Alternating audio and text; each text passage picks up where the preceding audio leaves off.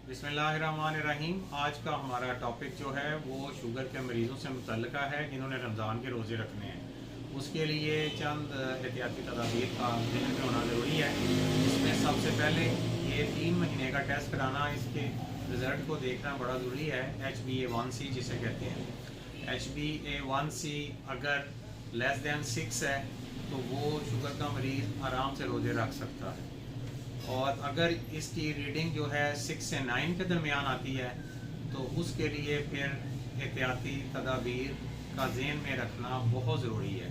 और अगर इसकी रीडिंग जो है >9 आती है तो फिर ऐसे पेशेंट को रोज़े ना रखना बेहतर है। और इसमें सबसे पहले जो है वो सहरी का खाना है। सहरी के खाने में ये एहतियात की जाए कि जो ही आप उठें रोज़ा रखने से कि 1 घंटा पहले उठ जाएं।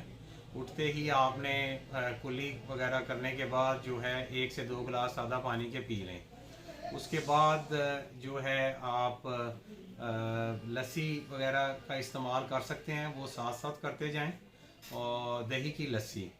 और इसके बाद जो है आपने खाना जो खाना है उसमें देसी चपाती का इस्तेमाल करें, रिफाइंड फ्लोर ना इस्तेमाल करें, देसी चपाती वाली रोटी। और इसमें अक्सर मरीज़ ये कहते हैं कि हमने जो है फ़ैट कौन सा इस्तेमाल करना है, घी करना है, ऑयल करना है। उसमें सबसे बेहतर तो ये है कि एक्स्ट्रा वर्जिन ऑलिव ऑयल इस्तेमाल करें। एक रोटी पर आप 1 से 2 चम्मच दोनों तरफ लगा सकते हैं, और अगर देसी घी भी लगा लें तो उसका भी कोई हर्ज नहीं। और इसके साथ साथ ये है कि आप घर में जो भी बना हुआ सालन है वो आप ले सकते हैं। और इसके साथ साथ आप एक अंडा भी फ्राई करके या ऑमलेट बना के वो साथ ले सकते हैं। इसके साथ जो है 150 से 200 ग्राम दही जो आपने सादा लेना है बगैर शुगर के, वो आप खाना खाने से 20-25 मिनट पहले खाएं। और उसके बाद आप 1 से 2 चपातियाँ जो कि सीडी साइड के बराबर हैं, सीडी साइज़ के बराबर, और उसमें आप देसी घी 1 से 2 चम्मच या एक्स्ट्रा वर्जिन ऑलिव ऑयल 1 से 2 चम्मच लगाकर खा सकते हैं।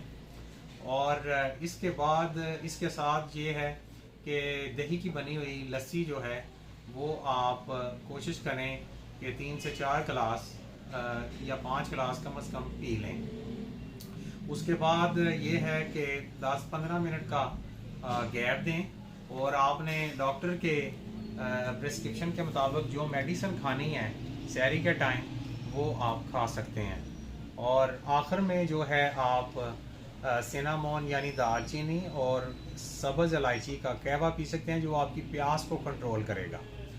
और इसके बाद इफ्तारी का खाना आ जाता है।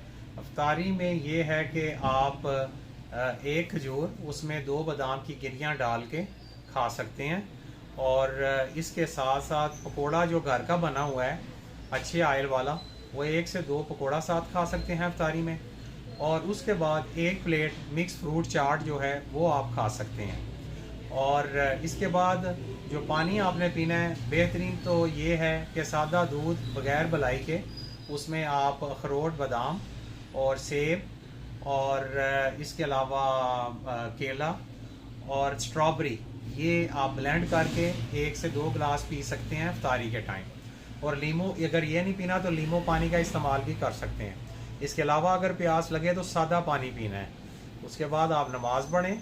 नमाज़ पढ़ने के बाद घर आने के बाद आप 1 सीडी साइज़ छोटी चपाती सालन के साथ खा सकते हैं। उसके बाद आप जो है आधे घंटे बाद यानी इशा की नमाज तरावी से पहले अगर आप चाय या कहवा पीने के, ग्रीन टी बेहतर है। अगर आप आधे घंटे बाद 1 कप ग्रीन टी पीते हैं तो पी के फिर आप नमाज तरावी के लिए जाएं।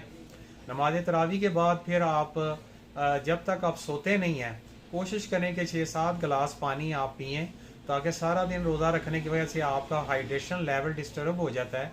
आपका हाइड्रेशन लेवल जो है या जिस्म में पानी की मिकदार कम नहीं होनी चाहिए, वो ज़रूरी है। इसके अलावा फ़िज़िकल एक्टिविटी के लिए बेहतरीन टाइम जो है वो इफ्तारी से 45 मिनट या आधा घंटा पहले आप कम से कम 25-30 मिनट पैदल चल लें, तो ये आपकी फ़िज़िकल एक्टिविटी हो जाएगी जो कि आपके शुगर लेवल को और आपके मसल टोन को, एनर्जी लेवल को ठीक रखने के लिए ज़रूरी है। क्योंकि ये ऐसा टाइम है जिसके बाद फ़ौरन आपने इफ्तारी करनी है, इसलिए शुगर कम होने का भी ख़तरा नहीं होता और आपके जो जिस्म को फ़िज़िकल एक्टिविटी चाहिए वो भी पूरी हो जाती है।